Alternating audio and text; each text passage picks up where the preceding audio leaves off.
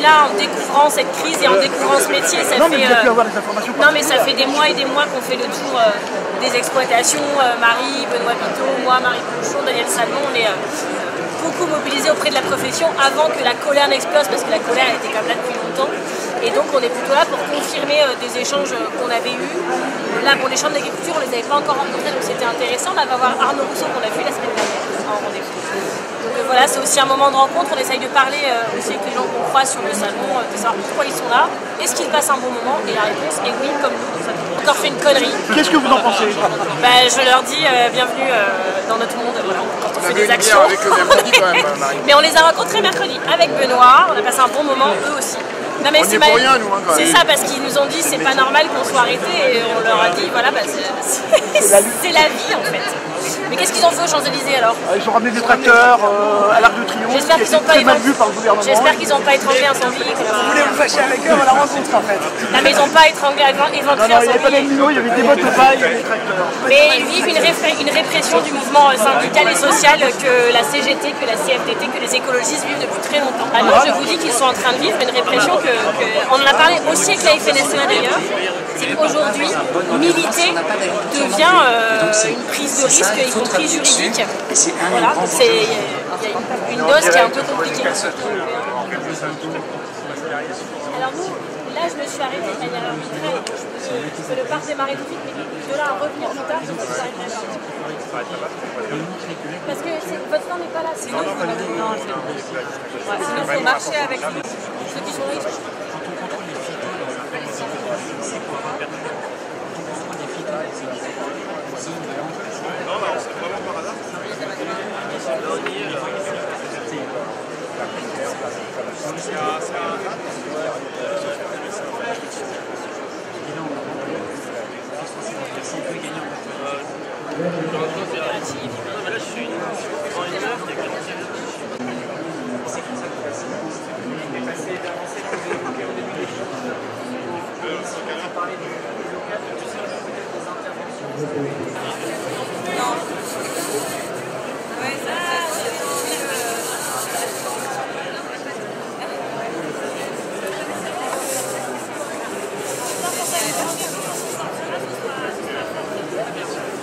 On a fait le petit tweet hier, vous avez vu avec les 30%, c'est François qui a bien voir la chaîne de la fourche à la fourchette. Exactement. Voilà. C'est parfait. J'ai déjà rappelé les deux. Et oui. Les actions menées par exemple à la fois sur la transformation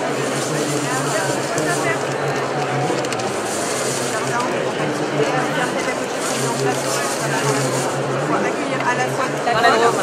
On a la députée de la Drôme avec nous. Très beau jardin. Permaculture. Tu es dans ta chèvre ou pas?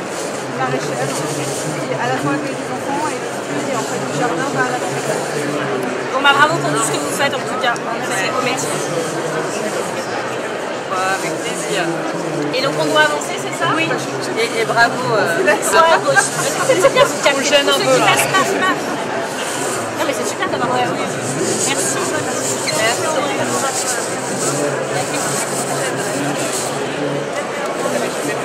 Et donc on vous souhaite bon courage. On est bien. Mais non, mais on voit bien, il y a eu un truc de Macron qui voulait tout réarmer, là, les services publics, la latalité, tout. Et à la fin, c'est l'écologiste qui se prend la balle. Ah bah ça, c'est humiliant. Les ministres de l'Environnement dans ce gouvernement-là. Et je pense que ça semble évident à tout le monde, et surtout, c'est même pas ce que les agriculteurs demandaient. Ils veulent plus de revenus. Et on leur offre en victime expiatoire d'écologie. Pourquoi faire? C'est même la santé des agriculteurs qui est victime de ces mesures-là. Et dans tous les agriculteurs qu'on a rencontrés depuis des mois, on a fait le tour des fermes avec Marie, avec Benoît Biteau, personne ne nous a dit que c'était pas un problème qu'il y ait 60% de moins d'eau des champs en 40 ans en Europe. Personne ne nous a dit que c'était pas un problème qu'il y ait plus d'eau. Personne ne nous a dit que les pesticides n'étaient pas un problème. Personne. Cette profession, elle a évolué beaucoup plus vite que les politiciens en fait. Et donc nous disions la même chose que les agriculteurs. Il faut trouver des alternatives, il faut les accompagner, il faut les aider. Et ce gouvernement là, comme ils ne savent pas leur proposer plus de revenus, leur propose du moins 10 ans écologique qui n'aidera personne et qui les mettra en première ligne au niveau des soucis sanitaires. On veut nous la santé globale, une bonne santé de la profession paysanne, une bonne santé des animaux, une bonne santé de notre alimentation et donc des Françaises et des Français. Et là, aujourd'hui, on perd sur tous les tabous. Courage. À tout le monde. Bonjour, ça va? Bien et vous? Vous avez vu, on est venu comme prévu. On est enchanté, bonsoir. Je suis venue mercredi aussi sur votre stand, vous étiez un rendez-vous. Hervé Lapie, secrétaire général de l'évaluation. Donc c'est monsieur qu'on a rencontré la semaine dernière, on avait un qui est de l'Est. Je suis de la Marne. Ouais, de la Marne. J'hésite entre la Marne et la Meuse. J'hésite entre la Marne et la Meuse. Vous avez sur le 23? Sur les cultures et Meuse. D'accord, très bien. Voilà. On a passé un long moment. Je suis président d'une association environnementale. C'est ça. De la biodiversité. D'accord, c'est quoi exactement? Plantation jachère de Et donc, du concret, du d'aller concret. remettre de la nature dans le Pour accompagner les habitants dans les transitions. Plutôt en mode projet, plutôt que réglementaire et normatif. C'est tout ce qu'on dénonce aujourd'hui. On fait du projet, on a de l'ambition, la nature, les enjeux alimentaires, énergétiques, climatiques, biodiversité. Et en fait, on met les habitants en mode projet, créer de la valeur sur les territoires. Et les accompagner. Alors, redonner de la fierté, de la dignité, de la juste rémunération, des conditions d'exercice. Oui, ça se passe bien le salon. On est d'accord. Ouais, souvent on dit que les agriculteurs, ce sont des vrais écologistes. Alors il m'a dit ça, j'ai dit maintenant c'est les chasseurs, je ne sais plus. Non. Je vais vous ressortir toutes mes blagues. Et ça se passe bien le salon pour vous, du coup ça va être assez intense là. Quand on arrive le vendredi, vous devez être un peu fatigué, une petite baisse de régime. Ça fait 3 mois qu'on est sur le pont, ouais. Non, on a un gros soutien énorme du réseau. On a un monde fou qui vient nous voir. Ouais. On a énormément de soutien sur le changement de logiciel en agriculture. Tous nos adhérents attendent en fait des actes concrets sur les exploitations agricoles. On est vraiment dans cette stratégie de changement de logiciel, qu'on puisse produire en France, assurer notre souveraineté alimentaire, tout en conciliant les enjeux agricoles. Et du coup, pour l'instant, entre nous, même si c'est difficile de dire qu'on est entre nous, mais vous en pensez quoi de ce que vous a donné le gouvernement jusqu'à maintenant? De toute façon, dans le changement de logiciel, ça prend du temps, donc on a des mesures qui avancent. Aujourd'hui, concrètement, on attend une avancée forte sur la loi d'orientation agricole qui va être débattue à l'Assemblée nationale au Sénat. On attend un plan élevage qui relocalise une partie de la production d'élevage en France sur moutons, volailles, bovins, même porc aujourd'hui. Donc, puis on attend aussi des moyens de production sur lesquels on puisse travailler à Armégal au niveau européen. On a de plus en plus de filières mineures en fait qui sont en difficulté. On a le chicorée, on a l'endive dans le nord de la France, on a les plantes à parfum, on a la betterave chez nous, on a interdit les néos en France, c'est autorisé avec nos voisins allemands. Donc il y a un moment donné, c'est comment est-ce qu'on a une Europe? À un moment donné, il faut que l'Allemagne interdise les néonicotinoïdes. Ça c'est votre point de vue. En fait, c'est comment est-ce qu'en fait on est dans un espace européen avec les mêmes règles au sein de l'Europe. C'est comment c'est juste en fait. Je pense qu'on est des pro-européens, donc on a une vocation à avoir un territoire européen qui s'harmonise. Sur le plan social, c'est très difficile. Et sur le plan des moyens de production, ça pourrait être une avancée majeure. Et donc, on va être aussi très à l'offensive sur les élections européennes au mois de juin pour repositionner en fait le projet agricole européen. Et déjà que tous les pays agricoles européens aujourd'hui sont en train de viser parce qu'on manque de perspectives. Ah bah oui.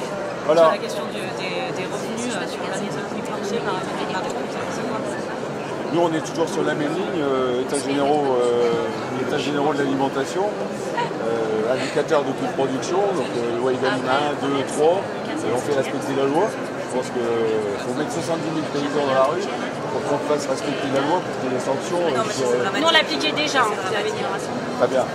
C'est bon. Et en fait, dans les Egalim, ce qu'on demande, c'est indicateurs de coût de production. On négocie les indicateurs de coût de production en amont des négociations avec les industriels et les GMS, c'est au mois de novembre et décembre. Et dans les indicateurs, qu'est-ce qu'on met? Est-ce qu'on met 80 de coût de production, 20% de marché, 60, 70 en fait, c'est encore des ajustements. On fait rentrer le revenu. En fait, le revenu, on est dans une économie de marché. Et la France ne peut pas être en dehors d'une économie de marché européenne. À moins qu'on nous le dise, mais la PAC de 92, elle est passée. J'ai pas l'impression qu'on aille vers des prix minimum garantis avec des interventions de méthode, comme ça avait été fait à l'époque. On pourrait mettre des PSE par exemple, des paiements pour services écosystémiques. Donc voilà, c'est ça qu'il faut qu'on réfléchisse. Mais allez C'est au quand même un bout. filet de sécurité, ils ont fait un filet de sécurité à la seule économie de marché. Oui, non, mais vous savez que les GMS aujourd'hui, certaines espèrent avoir des prix planchers pour avoir des prix plafonds en fait. Mais allez au bout. parce Donc, que- en fait, on est des chefs pour ça qu'il faut d'entreprise. une médiation de Donc, l'État, il faut- voilà, on est des pour les chefs d'entreprise. Il y a un moment donné, voilà, il faut aussi une capacité de revenu pour assurer les transitions dans les Ah, mais ça, exploitations c'est qui coûtent très totalement cher. d'accord. Parce que les transitions vont coûter très cher. sûr. les exploitations agricoles. Bien sûr. Donc si on a un prix plancher qui a un prix plafond, ça ne fonctionnera pas. Non, non, mais... Non, mais je reviens Allez, là-dessus. on va Nous, rentrer.